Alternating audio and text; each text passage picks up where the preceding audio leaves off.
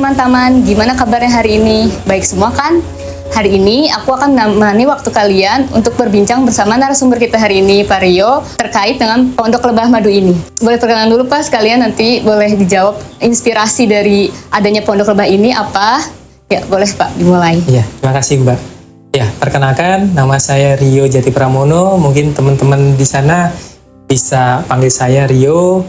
Nah, Pondok Lebah berdiri dari tahun 96, jadi kurang lebih 20 tahun lebih kita eksis. Dan Pondok Lebah ini berdiri atas dasar keprihatinan, Mbak.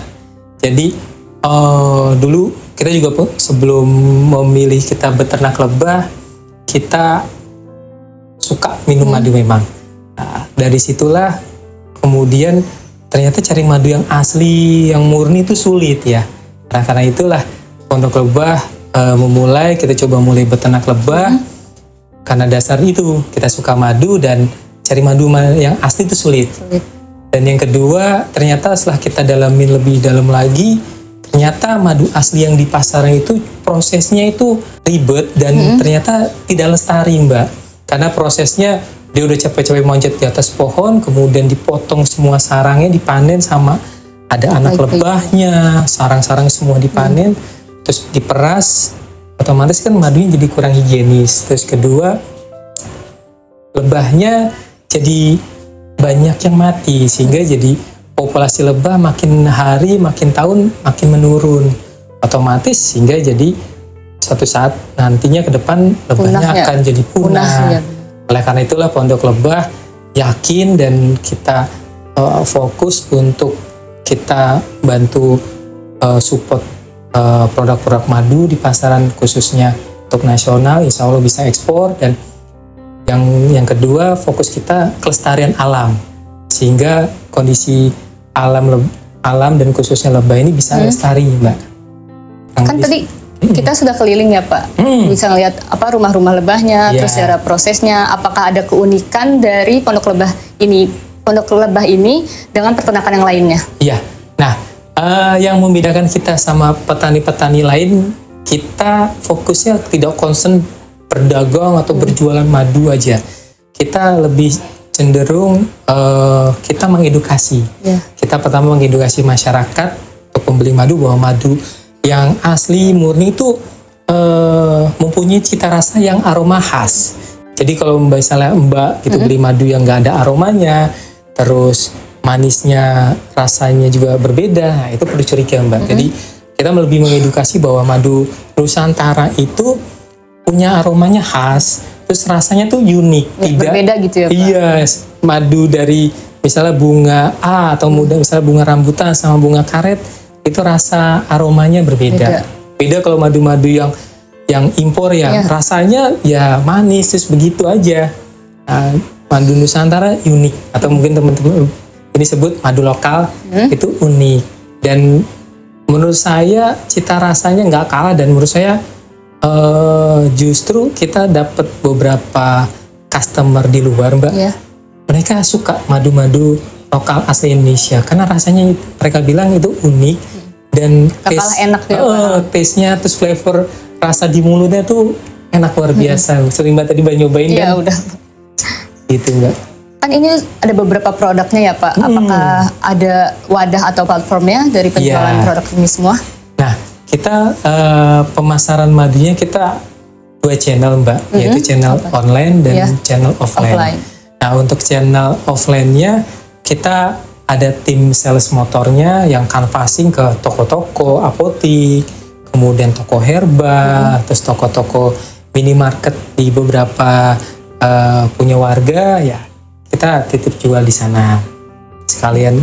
Dan juga kita juga ada program reseller, Mbak. Jadi beberapa para ibu-ibu nih, ibu-ibu yang rumahan, yang mungkin gabut, bingung, gak ngapain daripada nonton YouTube. Nah, kita program reseller nih, Mbak, para ibu-ibu ataupun teman-teman remaja yang mau mulai berbisnis gitu. Kita welcome banget, kita sama-sama majuin produk lokal. Nah, itu untuk market offline-nya. Untuk market online-nya juga kita medianya melalui media sosial, itu ada Facebook, ada Instagram, saat ini lagi tren TikTok ya Mbak. Dan Oh, ada juga Pak TikTok. ada TikTok juga. Dan juga kita juga jual di marketplace. Ada Tokopedia, ada Lazada, ada Shopee, ada semuanya. Jadi ntar teman-teman semuanya kalau mau belanja bisa tadi di Tokopedia searching aja Pondok Lebah. Dan mau kepo juga misalnya apa sih Pondok Lebah, bagaimana sih madunya, nah, bisa kepoin juga YouTube kita. YouTube kita itu Pondok Lebah. Nanti bisa teman-teman bisa juga belajar situ bagaimana beternak lebah, bagaimana juga membedakan madu asli dan madu palsu itu seperti apa. Teman-teman bisa langsung ya ke YouTube-nya Pondok Lebah ya Pak tadi. Pondok Lebah bisa langsung. Nanti abis nonton video ini bisa nonton channelnya kita. Selama berbisnis Pondok Lebah ini apa saja sih Pak kendalanya yang dialami? Ya, mungkin memang dalam dunia bisnis ya tidak semulus mudah gitu. Memang perjalanan kita 20 tahun ini banyak lika-liku Mbak. Ya mulai dari kita beternak lebah pernah juga diusir sama petani. Katanya ntar madu kebetulan kita naruhnya di kebun jagung. Takut katanya jagungnya jadi nggak manis lah atau nggak buah-buahnya di sana jadi nggak manis. Nah itu suka dukanya di peternakan. Juga kita berarti pindah-pindah lokasi. Iya, gitu, jadi Pak. memang kita ternak lebah kita gembalakan Mbak, ngikutin musim bunganya. Jadi saat ini lebahnya lagi di Subang di kebun rambutan. Nanti lebahnya ngisep bunga-bunga rambutan. Jadi ntar madunya madu rambutan nih Mbak. Seperti itu. Nanti musim bunganya habis, nah, kita pindah-pindah lagi tuh teman-teman. Pindah ke saat ini mungkin rencananya kita pindah ke Bojonegoro. Jadi sana banyak kebun jagung sama banyak rumput-rumputan liar. Nah, rumput-rumputan banyak madunya juga Mbak. Jadi mungkin kira-kira habis bunganya habis rambutannya ya lebahnya pindah ke sana. Dan terus kendala suka dukanya banyak saat ini ya Mbak. Petani-petani banyak menggunakan pestisida. Nah itu yang mungkin kita mau edukasi nih bahwa yuk kita mulai bertani mengurangilah pestisida, karena pestisida ini juga banyak permasalahan. Jadi selain nanti ke unsur tanahnya haranya jadi berkurang, ke lebah-lebah yang bantu penyerbukan bagi para petani-petani ini mempengaruhi ya Pak? Pengaruhi Mbak. Jadi lebahnya mereka hisap bunganya tersebut, lebahnya jadi langsung mati Mbak.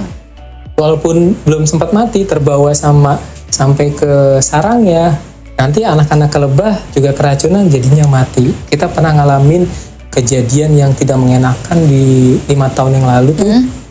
Daerah Cirebon itu perkebunan jagung, lebahnya 1 truk kita mati Mbak, gara-gara ternyata petani sana jagungnya disemprot Mbak, seminggu tuh bisa 2-3 kali disemprot pestisida. Habis kita, waduh lumayan itu kita stresnya. Berarti kalau beda pakan lebahnya itu hasil madunya juga beda ya Pak? Beda, jadi beda sumber pakannya lebah, menghasilkan juga beda warna madunya, terus rasanya, tes aroma juga beda-beda Mbak, sama kekentalannya. Nah kekentalannya itu beda-beda, sangat tergantung kelembapan suhu di sekitar, seperti itu. Dan yang ketiga ya Mbak, dukanya tadi, kita dalam pemasaran ya tidak segampang itu dalam memasarkan madu, ya perlu effort dalam mengedukasi masyarakat akan madu asli itu memiliki rasanya unik sehingga tidak bisa disamakan dengan produk yang sudah sebelumnya, sehingga edukasi terus kita tidak henti.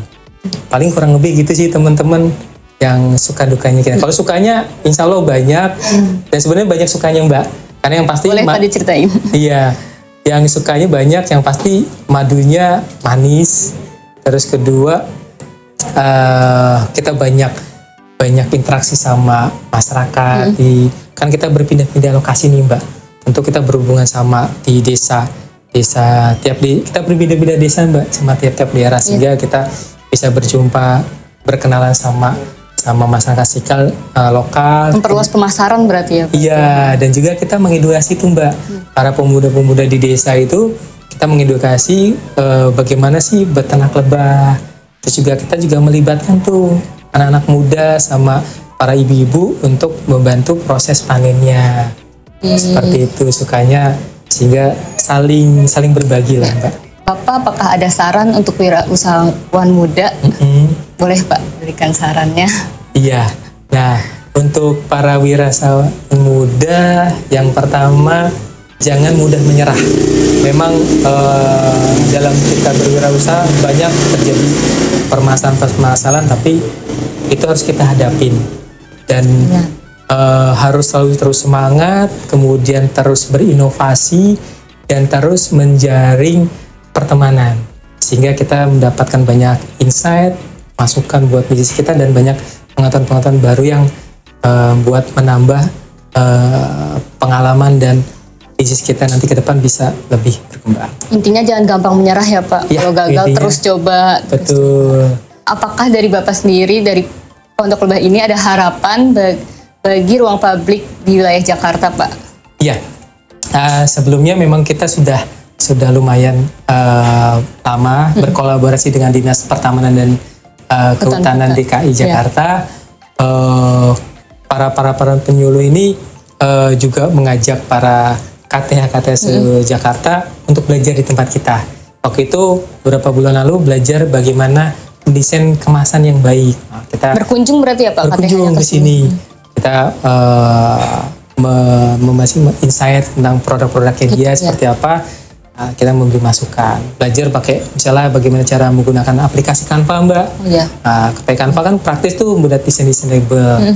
Dan selain itu terhadap tadi yang di area publik ini juga kita sudah berkolaborasi juga dengan KTH di Jakarta untuk di wilayahnya, di daerah itu kita kolaborasinya, kita menaruh lebah kita, itu api cerana yang kemarin kita sudah lihat itu, untuk mereka coba belajar membudidayakan di wilayahnya, Mbak. Berarti diambil lebahnya dari sini, Pak? Lebahnya kemarin ada 2 koloni, Mbak. Kita titipin di sana. Memang kita hibahkan lah ke mereka itu, untuk mereka coba belajar budidaya lebah. Nah, juga pada saat itu juga kita ngasih tahu nih bagaimana sih cara memeliharanya lebahnya itu sampai nanti hingga mereka bisa proses panennya. Nah, selain bisa dengan adanya lebah meningkatkan ekonomi bagi mereka, bagi KTH juga sebenarnya lebah ini bisa bantu penyerbukan nih, Mbak. Para KTH kan banyak yang nanam sayur-sayuran, ya, buah-buahan. Nah, ya, saya pernah Pak lihat. Lebah itu secara nggak langsung bantu penyerbukan, sehingga tentu hasil nanti produknya mereka akan bisa lebih baik lagi, Mbak, karena dibantu penyerbukan oleh lebah.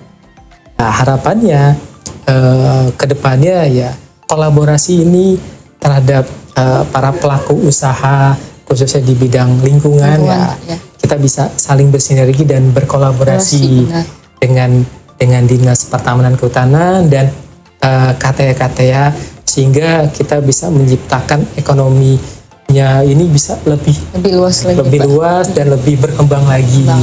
Teman-teman, menarik bukan? Tadi kita udah dengar ya cerita dari Pak Rio mengenai mulai dari memproduksi sampai panen dan juga cara memasarkannya produk-produk di sini. Terima kasih ya Pak sudah mau bersedia untuk berbagi cerita buat kami dan untuk teman-teman semua. Ya, sama-sama, kita juga senang. Memang visi misi kita salah satunya kita mengedukasi dan berbagi apa yang kita ketahui supaya bisa kita sama-sama bisa kelestarian alam bisa terjaga dan ekonomi kerakyatan ini semakin meningkat dengan lingkungannya lestari. Teman-teman, semoga nantinya akan semakin banyak wirausahawan muda karena lokal tak jadi soal.